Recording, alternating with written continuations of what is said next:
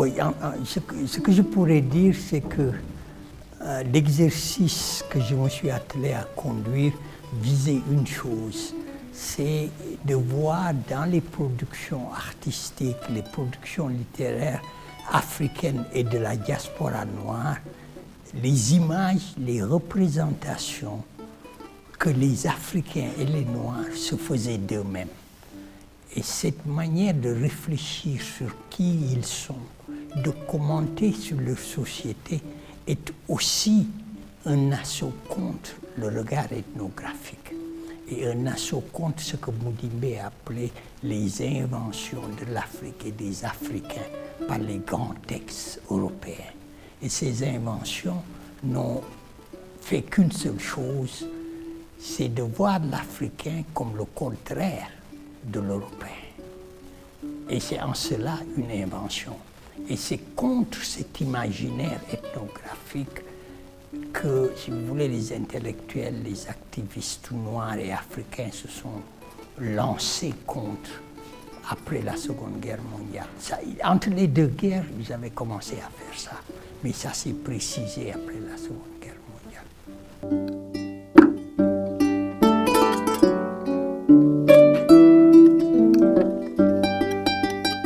Non, ces cordons s'est relâché.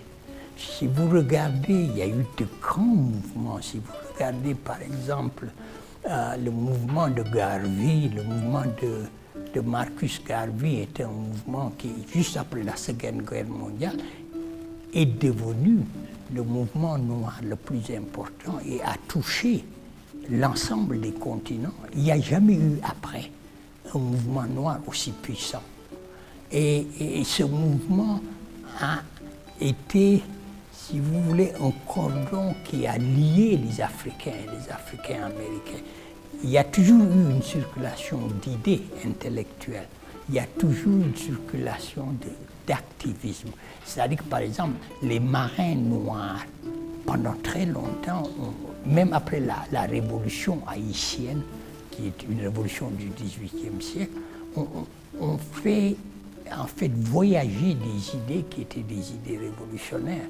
Et ces idées révolutionnaires ont touché la diaspora, mais on sait toucher les Africains, les gens des Caraïbes, les Africains qui vivaient en Angleterre. Le journal de Garvey était un journal qui circulait partout. Donc, et dans l'entre-deux-guerres, entre 1919, le premier congrès panafricain a lieu en 1919 à Paris et ensuite à Bruxelles. Ce qui est intéressant de noter, c'est comment ce qu'on a appelé les mouvements de défense de la race nègre ou les mouvements de défense de la race noire se sont développés dans toute l'Europe et qu'il y a des idées qui sont des idées d'émancipation. Je suis sûr que vous connaissez le rôle que Lamine Senghor a joué avant de mourir très tôt, mais le rôle que Thiemoro Garan Kouyaté a joué aussi sont autant de questions qui ont alimenté un mouvement qui est un mouvement important.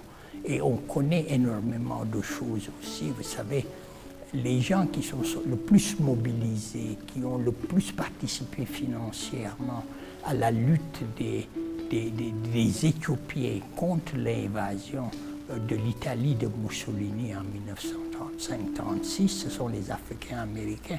Les historiens disent que c'est ce moment-là qui fait que ces Africains américains qui étaient très provinciaux et très centrés sur l'Amérique deviennent des acteurs du monde global.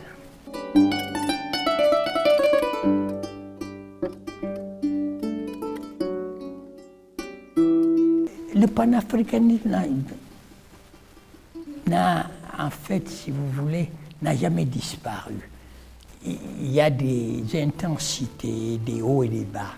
Et aujourd'hui, c'est vrai qu'on assiste à un bas, parce que ce qui s'est passé, le panafricanisme, excusez-moi, le panafricanisme fait partie d'un mouvement qui est un mouvement de réveil, si vous voulez, des nationalités au XIXe siècle. Mais le seul problème, si en fait, si vous prenez le mouvement pan-slavique, si vous prenez le mouvement pan-germanique. C'est l'idée que les principautés allemandes doivent se réunir. C'est l'idée que tous les locuteurs allemands doivent participer à une même nation. En fait, si vous voulez, c'est ça qui a... Avec Hitler, il a essayé de réunir tout ce qui parlait. En fait, Poutine est en train, si vous voulez, de faire à peu près la même chose. Mais la grande question pour les Noirs, OK, vous voulez faire un mouvement panafricain, mais vous n'avez pas de territoire. Parce que les Africains américains vivent dans un système esclavagiste et les Africains sont, si vous voulez, et les Africains sont colonisés. Donc, le mouvement panafricain a une spécificité par rapport aux autres mouvements pan-germaniques, pan-slaves, etc. C'est qu'ils n'ont pas de territoire. En fait, le seul territoire qu'ils ont, c'est la couleur de leur peau. Ce qui les réunit, c'est la race. Et ça a duré, si vous voulez, jusque dans les années 50. Dans les années 50, ce qui émerge, même le tournant, c'est 1945 avec le Congrès panafricain de Manchester, qui est pour la première fois organisé par les Noirs africains. C'est Nkrumah et Kenyatta. Et le mouvement balance, c'est-à-dire il passe d'un mouvement racial où la diaspora joue un rôle central à un mouvement qui devient un mouvement continental qui va donner naissance à l'OUA. Et ces deux divergences. Et la deuxième chose qui accentue le fossé, c'est que les Africains américains se lancent dans la lutte pour les droits civiques dans un contexte de guerre froide où s'ils continuent la relation avec les Africains, ils vont être taxés de communistes. Donc il y a une rupture parce que les Africains s'investissent dans la lutte nationaliste et les Africains américains dans la lutte pour le mouvement des droits civiques.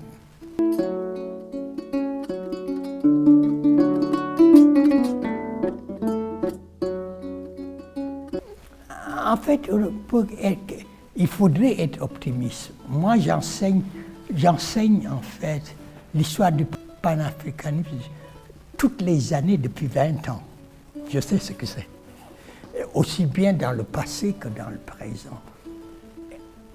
Si vous regardez l'Afrique aujourd'hui, vous avez sûrement suivi la Coupe d'Afrique des Nations. Le jeune Sénégalais est plus sénégalais qu'il n'est même ouest-africain. Moi, ma génération, je suis allé en France faire des études avec des Africains de toute l'Afrique de l'Ouest. Je connais plein d'Africains de l'Ouest. Les jeunes qui vont à l'université de Dakar ne connaissent personne. Ils connaissent que leurs petits copains de leur petit quartier. C'est ça. Il y en a qui ont une vision, mais ça, c'est une vision politique. C'est plus une vision en termes de vie quotidienne ou en termes d'engagement. L'engagement ne peut se faire que politiquement. Et aujourd'hui, ce travail qui doit être fait est un travail politique. Et est-ce que ce travail politique est fait? Je ne sais pas. Parce que proclamer qu'on n'est pas panafricain et que ça ne dépasse pas le territoire sénégalais, ça ne va nulle part. Il faut agir parce que l'idée de panafricanisme, c'est d'effacer les frontières héritées de la colonisation, de recréer la géographie des États africains et de le recréer en étant, si vous voulez, en étant innovant. Moi, je suis pour la création de ce que j'appelle des territoires frontières, qui fait que si on prend la zone qui est aujourd'hui la plus dangereuse du Sahel, la zone des 3 frontières, Mali, Burkina, Niger, où il y a le plus de morts, il faudrait en faire une région, mais une région qui n'appartiendrait à aucun de ces États, mais qui participerait de la mise en place des espaces de tous ces États. Donc pour les téléspectateurs, c'est de dire que les espaces qui sont découpés et qui ont donné naissance aux États, ces espaces sont des espaces qui appartiennent à l'histoire de l'expansion coloniale. Et cette recomposition spatiale a eu des conséquences sur l'organisation de l'espace qui existait. Et cette organisation de l'espace mettait en place des environnements, mettait en place des connexions qui étaient des connexions qui n'étaient pas interrompues par des frontières. Et aujourd'hui, le problème qu'on a, c'est qu'on a découpé les ethnies, on a découpé les communautés, on se trouve en face de problèmes. Parce qu'on ne retrouve plus des équilibres qu'on a eus à un certain moment. Ce qui veut dire que quand on est devenu indépendant, en fait, on a fait une erreur monumentale, à mon avis, parce qu'on voulait éviter des guerres de frontières, soi-disant, parce qu'on ne voulait pas recomposer.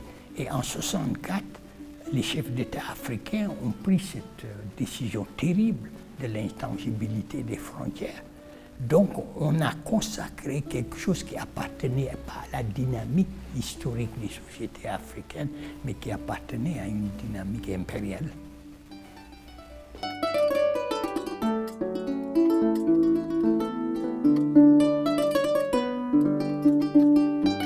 L'état de la recherche en Afrique est déplorable, ça il faut le dire. Ça, il faut le dire parce que les États n'ont pas investi dans la recherche. Les États n'ont pas investi à maintenir des infrastructures qui puissent porter la formation. Et ces infrastructures, c'est depuis l'école primaire. On a des situations qui sont des situations terribles où les gens ne sont pas formés et où il n'y a pas les moyens pour faire la recherche.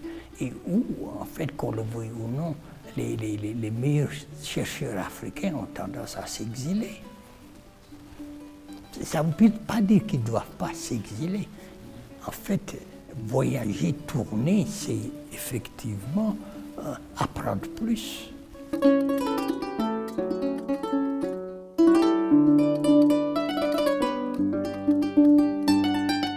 Pour moi, il y a deux choses qui font partie, si vous voulez, de ma formation.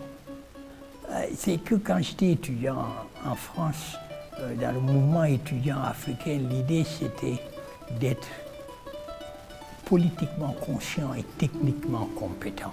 C'est-à-dire les deux allaient ensemble. Et aujourd'hui, c'est ce travail qu'il faut faire. C'est ce travail, mais ce travail, il est possible si les États africains s'investissent et investissent dans la recherche, investissent dans la formation, investissent dans la réflexion. Parce qu'aujourd'hui, ce qu'il faut, on a dit aux Africains, vous êtes trop pauvres pour penser. On va penser pour vous. Et je pense que dans la plupart des cas, ils ont cru. Aujourd'hui, ce qu'il faut rétablir, c'est la pensée des questions africaines par les Africains, mais aussi la capacité de payer le prix de ce qu'on veut faire en toute indépendance. Et vous savez, c'est aussi simple. Moi, je dis toujours, vous savez, la démocratisation, probablement l'un des premiers éléments, c'est quoi? C'est payer ses impôts. Payer ses impôts et avoir les ressources pour maintenir. Mais on ne peut pas passer son temps à dépendre des autres et à essayer de proclamer ou de réclamer son indépendance. Ça n'a pas de sens.